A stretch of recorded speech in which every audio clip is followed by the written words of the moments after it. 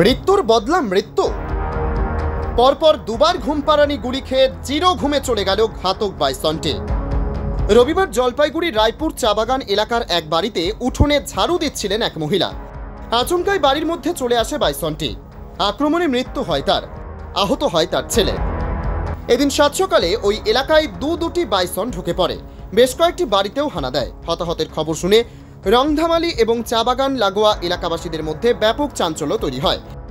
খবর পেয়ে দ্রুত ঘটনাস্থলে পৌঁছায় বন দপ্তরের একটি দল। বাইসন দুটিকে চাবাগান থেকে বের করে পাশের জঙ্গলে ফেরানোর চেষ্টা শুরু হয়। এদিকে হাসপাতালে মহিলার মৃত্যুর খবর নিশ্চিত হয়েছে। আহতের সংখ্যা বেড়ে হয়েছে 2। সিদ্ধান্ত হয় ঘুমপাড়ানি গুলিতেই কাবু করতে হবে ঘাতক বাইসনটিকে। সেই মতো ঘুমপাড়ানি গুলি ছোড়া হয়। সেই ঘটনায় একটি বাইসন মারা যায়, আর একটি উদ্ধার করে বনে পাঠানোর চেষ্টা চলছে।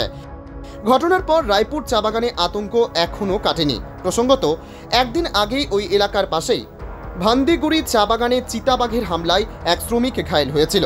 পরদিনই অর্থাৎ রবিবার বাইসনের তাণ্ডব চলল। গ্রামবাসীকে মেরে নিজেও জীবন নিয়ে ফিরতে পারল না।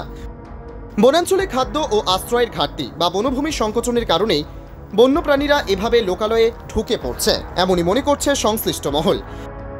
এই পরিস্থিতিতে বন দপ্তরের পাশাপাশি স্থানীয় প্রশাসন ও মানুষকে আরো সতর্ক ও সচেতন থাকতে হবে। যে রাঙ্গামাটি মানে গাঁও আছে, এখান থেকে 2টা বাইসন বের হচ্ছে। সকালে আমাকে 7টার সময় বের হচ্ছে। আমার ডিভিশন বাইকুণ্ঠপুর পুরো 3টে রেঞ্জ मिले, बाकी माल स्क्वाड, गोरमारा और जलपाईगुड़ी डिविशनर टीम और सुखना स्क्वाड, 2টা वाइल्ड लाइफ स्क्वाड मिले, আমার এলিফ্যান্ট স্কোয়াড মিলে এখন মানে ট্রাঙ্কুলাইজ করা আছে। একজনকে সিরিয়াস ইঞ্জুরি করা আছে, ওনার এখন কভার পেয়েছে, উনি ওনার ডেথ হয়েছে। এখন আর একজন ইঞ্জুরি আছে। আমার মানে পুরো স্টাফ মিলে এখানে পুরো মানে ট্রাই করা আছে অন্য কিছু ইনসিডেন্ট না হোক। আমার এখন ট্রাঙ্কুলাইজেশন হয়ে গেছে, আমার জঙ্গলের ভিতরে এখন রিলিজ করবো।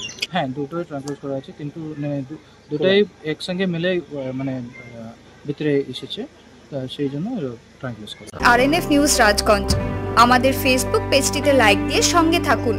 খবর বা ছবি পাঠান আমাদের হোয়াটসঅ্যাপ নাম্বার 8250955518 আপনার সহযোগিতা ও ভালোবাসাই আমাদের উৎসাহিত করবে। ধন্যবাদ।